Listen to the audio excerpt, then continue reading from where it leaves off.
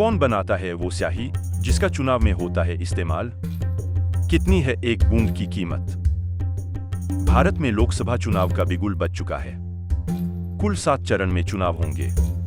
शुरुआत 19 अप्रैल से हुई और आखिरी चरण का मतदान 1 जून को होगा। नतीजे 4 जून को आएंगे। क्या आपने कभी सोचा है कि वोट देते समय आपकी उंगली पर जो स्याही लगाई जाती है वो आती कहां से है?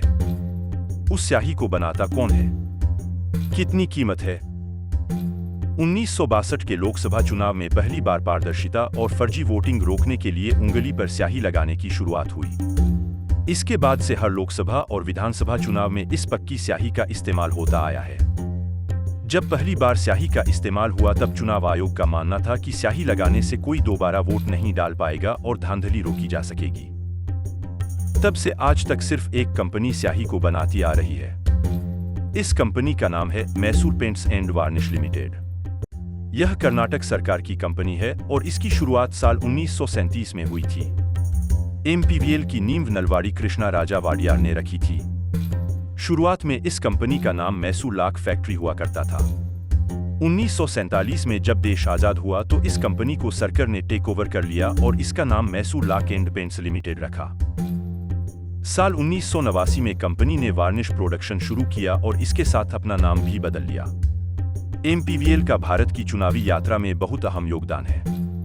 70 के दशक से आज तक सिर्फ इसी कंपनी को चुनाव में इस्तेमाल होने वाली स्याही बनाने की इजाजत है। स्याही का फार्मूला भी सीक्रेट है और कंपनी किसी और के साथ इस फॉर्मूले को शेयर नहीं कर सकती। एमपीवीएल नेशनल फिजिकल लेबोरेटरी की मदद से स्याही तैयार करती है।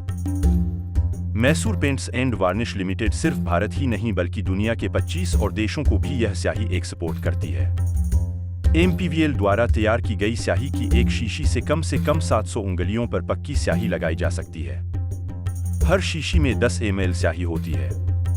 फाइनेंशियल एक्सप्रेस की एक रिपोर्ट के मुताबिक स्याही की 10 ml की शीशी की कीमत करीब 127 रुपये है।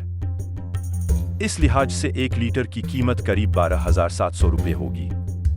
वहीं 1 ml यानी 1 बूंद की बात करें तो करीब 12.7 रुपये इसकी कीमत बैठेगी। इलेक्शन कमीशन ऑफ इंडिया यानी चुनाव आयोग ने 2024 के लोकसभा चुनाव के लिए एमपीवीएल को 26 लाख वायल से ज्यादा स्याही बनाने का जिम्मा दिया है।